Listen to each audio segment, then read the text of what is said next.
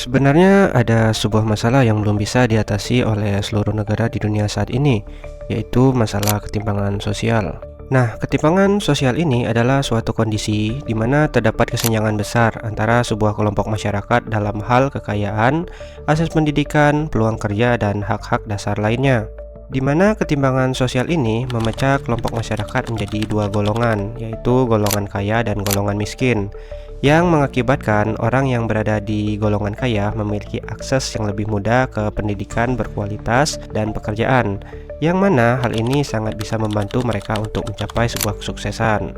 Sementara itu, mereka yang berada di golongan miskin seringkali terjebak dalam lingkaran kemiskinan mereka karena nggak punya kemampuan untuk memiliki akses seperti orang-orang golongan kaya tadi.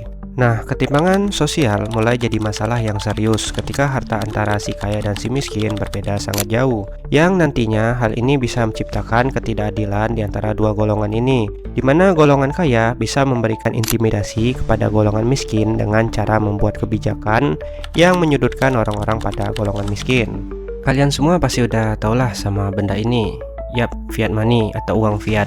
Benda yang kita gunain sehari-hari untuk bertransaksi.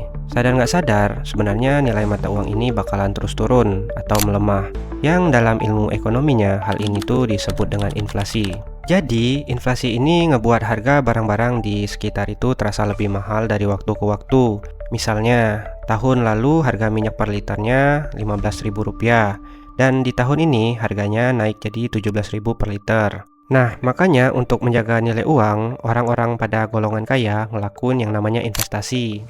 Tapi kan zaman sekarang siapapun bisa investasi, Bang. Iya, memang benar. Zaman sekarang siapapun bisa download aplikasi investasi di handphonenya. Tapi kan buat investasi, lu juga butuh uang. Karena yang namanya investasi itu perkalian. Misal, ada orang kaya yang invest di pasar saham 200 miliar. Itu kalau setahunnya aja naik 4%, dia udah dapat 8 miliar per tahun.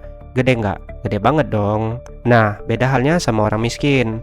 Taruhlah dia paksain kekumpul 20 juta buat investasi. Dengan keuntungan yang sama 4% per tahun, dia cuma dapat 800.000 per tahun. Jadi, nggak semua orang itu ada di tahap yang ideal buat mulai investasi. Nah, secara perlahan terciptalah ketimpangan sosial, di mana orang-orang golongan miskin makin miskin, sedangkan orang golongan kaya yang paham cara mainnya justru tambah kaya dari waktu ke waktu. Karena alasan ini jugalah kenapa banyak negara-negara di dunia punya misi yang kuat untuk memberantas kemiskinan, supaya ketimpangan ini nggak terlalu jauh. Nah, tapi di sisi lain, sebenarnya dunia ini justru butuh golongan miskin untuk menjalankan sistemnya agar terus bergerak. Terdengar jahat sih, tapi begitulah realitanya. Makanya di video kali ini, gua bakal jelasin alasan kenapa golongan miskin itu nggak boleh hilang dari dunia ini.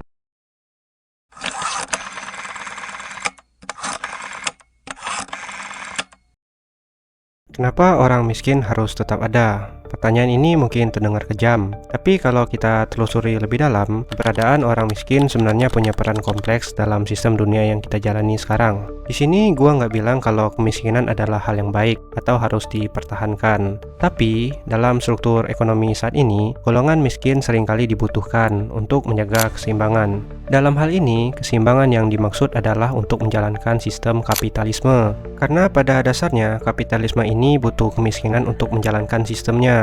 Sebelum lebih jauh, gua bakal jelasin dulu apa itu kapitalisme. Kapitalisme adalah sebuah sistem ekonomi yang membebaskan pihak swasta untuk menguasai alat produksi untuk mencari keuntungan ekonomi sebesar-besarnya. Nah, jadi dalam sistem ini, siapapun diperbolehkan untuk punya usahanya sendiri, tanpa banyak campur tangan dari pihak pemerintah. Oke, sekarang perhatiin gambar ini. Ini adalah gambar piramid kapitalisme. Pada gambar ini menunjukkan bagaimana sistem ini bekerja untuk mempertahankan dominasi segelintir orang di atas penderitaan orang lainnya. Piramid ini terdiri dari beberapa lapisan, di mana semakin ke atas, semakin sedikit orang yang menempatinya. Tapi, mereka memiliki kekuasaan dan kekayaan yang jauh lebih besar dibandingkan lapisan di bawahnya. Coba deh sekarang perhatiin orang-orang yang berada di posisi paling bawah. Mereka adalah orang dengan jumlah paling banyak. Mereka ini terdiri dari pekerja, buruh, petani, dan masyarakat miskin yang menjadi tulang punggung ekonomi. Mereka bekerja keras setiap hari, seringkali dengan upah rendah, jam kerja panjang, dan seringkali dipekerjakan dengan nggak manusiawi. Meskipun merekalah yang sebenarnya menciptakan nilai ekonomi melalui tenaga kerja dan produksi. Tapi realitanya mereka jugalah yang justru paling sedikit menikmati hasilnya. Mereka yang berada di lapisan paling bawah ini juga sebagai pondasi utama dari sistem ini, di mana yang namanya pondasi itu berfungsi untuk menahan beban struktur di atasnya, supaya piramid ini nggak hancur. Piramid ini bisa hancur kalau semua orang di bawah ini mulai bisa berpikir pintar. Dalam artian, mereka sadar dan mulai berpikir gimana caranya bisa naik ke atas juga. Ketika banyak orang di bawah ini yang ninggalin posisinya untuk naik ke atas, maka piramid ini akan runtuh dan hancur. Makanya, orang-orang elit yang ada di lapisan atas selalu mencegah orang pada lapisan bawah ini untuk jadi pintar dan naik ke atas. Segala macam cara dilakuin, mulai dari doktrin lewat sosial media, berita TV, bahkan parahnya sampai ke sistem pendidikan kita, di mana pendidikan yang dirancang bertujuan untuk mematikan nalar kritis kita. Kayak lu harus belajar yang rajin dan harus nurut apa kata orang, biar nanti lu bisa kerja di tempat yang bagus, biar dapat gaji yang cukup dan bisa cicil rumah dan lain sebagainya. Tapi nggak pernah diarahin biar bisa bangun usaha sendiri. Tujuannya ya itu tadi, biar jadi budak. Ironis sih, tapi begitulah sistem kapitalisme ini bekerja. Karena pada dasarnya sistem ini butuh orang-orang bodoh yang nggak paham dengan cara kerja sistem ini. Dan kadang yang bikin sedih, mereka ini nggak sadar kalau mereka adalah bagian dari sistem perbudakan kapitalisme. Tapi sebelum menganggap kapitalisme ini sepenuhnya buruk, mari kita coba lihat sisi baiknya. Semisal semua orang nggak ada lagi yang punya mental pekerja, semuanya punya mental pengusaha dan hidup sejahtera. Dalam artian, udah nggak ada lagi orang miskin, nggak ada lagi yang kekurangan, dan nggak ada lagi yang mau bekerja sebagai pekerja atau buruh yang dibayar dengan upah rendah. Nah, keadaan ini bisa berdampak ke seluruh umat manusia. Karena ketika udah nggak ada lagi orang-orang dengan mentalitas pekerja, alhasil menyebabkan perusahaan produksi pada tutup semua. Karena ya nggak ada lagi yang mau kerja. Secara otomatis, barang-barang yang jadi kebutuhan kita sehari-hari ini pun terhambat produksinya. Karena hal ini juga lah kenapa kalangan miskin harus tetap ada untuk melakukan pekerjaan-pekerjaan produksi ini. Dan sebisa mungkin dijaga tetap agar pada posisinya.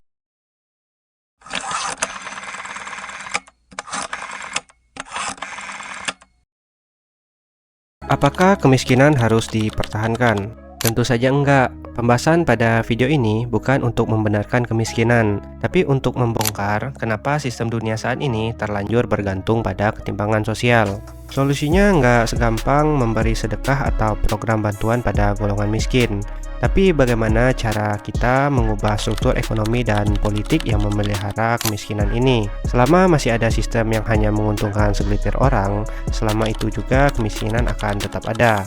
Ya bukan karena nggak bisa dihapus, tapi karena emang dibutuhkan oleh sistem kapitalisme. Jadi pertanyaannya bukan lagi kenapa dunia ini butuh orang miskin, tapi kenapa kita membiarkan sistem ini terus berjalan. Sistem yang dirancang untuk menguntungkan sedikit orang sambil mengeksploitasi banyak orang lainnya. Jika kita pengen hidup di dunia yang lebih adil, memahami piramida kapitalisme adalah langkah awal untuk melawannya.